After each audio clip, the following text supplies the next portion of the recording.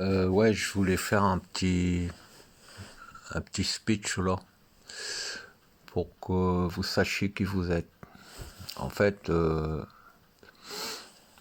les méthodes employées par Epstein sont des méthodes qui sont utilisées par exemple par les sorciers du village. Quand un enfant meurt, en fait, il récupère son âme et en fait, il s'en sert pour soi-disant protéger le groupe. Ça a toujours fonctionné comme ça. Toutes les énergies que vous ressentez dans les églises, c'est en fait l'énergie des enfants qui ont été trucidés par Epstein. Toutes les énergies soi-disant de soins, comme le magnétisme, le reiki, l'énergie des pierres, vos fameux guides dans vos divinations, dans vos tarots et tout ça, en fait, ce sont des âmes qui ont connu la matière, donc qui sont informées de la matière, donc qui peuvent communiquer, qui peuvent être réactualisées, réactivées par votre propre cerveau, mais qui sont des âmes en sommeil et qui ont été redistribuées en chacun de vous. C'est-à-dire que quand les enfants sont trucidés, eux récupèrent leurs âmes, ils greffent ces âmes sur les nouveaux enfants à naître, ceux qui les soumettent, et en fait, il y a un résiduel, c'est une énergie qu'on ne peut maîtriser, c'est ce qu'on appelle Satan. Mais en fait, si vous êtes thérapeute et que vous utilisez l'énergie pour guérir des personnes, vous utilisez les âmes de ces enfants que Epstein a eu la gentillesse de trucider pour que vous puissiez avoir de la puissance énergétique, en fait. Donc vous avez tous utilisé ces énergies. Pourquoi faudrait-il maintenant reprocher aux politiques de se servir de ces énergies pour vous hypnotiser?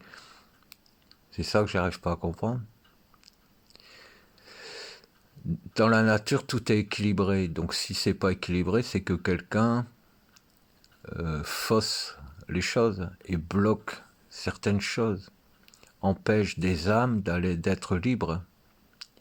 Donc le but, c'est de terroriser ces enfants, de les violer, de les trucider, de dire je te domine.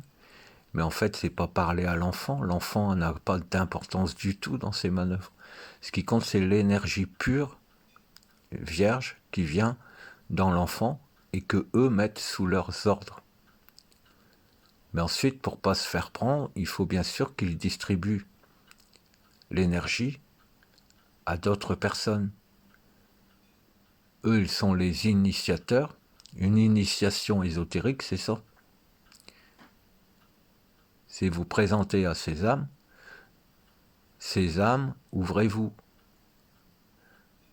à cette personne. Elle a des douleurs ou elle est malade parce qu'elle ne sait pas du tout qui elle est et elle n'a pas envie de le savoir. Elle préfère venir comme un petit colibri, pomper les énergies de ces anciens êtres vivants qui n'ont pas eu la joie de pouvoir grandir et qui sont recyclés et que vous utilisez vous en toutes circonstances. Donc pourquoi est-ce qu'il faudrait critiquer Epstein puisque vous ne vous êtes jamais posé la question de savoir ce qu'étaient exactement les énergies que vous ressentiez? Si on vous offre un gâteau et que vous le mangez, vous le trouvez délicieux, alors que c'est un gâteau qui a été volé à un orphelinat et que les enfants ce jour-là n'auront pas de gâteau parce que quelqu'un vous l'a offert, vous allez manger du gâteau et vous allez remercier la personne. Ben en fait, c'est le même schéma. Et le pire, c'est que tous ces gens qui savent ça, donc tous les rabbins et les curés, etc., eux, comme ils en sont informés, n'utilisent pas ces énergies. Mais ils vous les proposent pour que vous les utilisiez, pour que ce soit vous qui soyez accusés d'avoir tué ces enfants, d'avoir empêché la vie de vivre. C'est ça l'inversion du karma.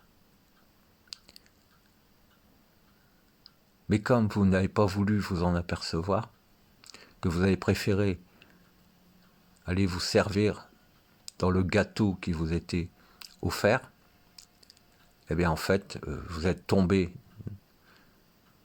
dans la marmite et vous allez être pulvérisé parce qu'aujourd'hui, je l'avais dit il y a quelques mois, ce sont les enfants, non pas qui vont sauver le monde, mais ce sont les enfants qui vont se venger de tout ce que les adultes leur ont fait. Et je l'avais dit, tous ces enfants, ces âmes sont les enfants avortés, ce sont les enfants que vous avez obligés à aller à l'école alors qu'ils avaient autre chose à foutre. Ce sont les enfants à qui vous avez empêché de faire carrière dans un domaine qui les passionnait, parce qu'il fallait reprendre l'entreprise du père, ou parce qu'il fallait aller travailler à l'usine pour faire plaisir au maire, qui était propriétaire d'une entreprise. C'est tout ça en fait. Donc ces enfants-là, maintenant, sont conscients que vous les avez enculés. Et ils se détachent. Donc vous n'aurez plus du tout aucune force, plus aucune énergie. Eux, par contre, vont en avoir beaucoup, parce qu'ils commencent à pouvoir se densifier, sans être emprisonnés. Et ils se réveillent tous, un à un. Et ils vont détruire l'humanité.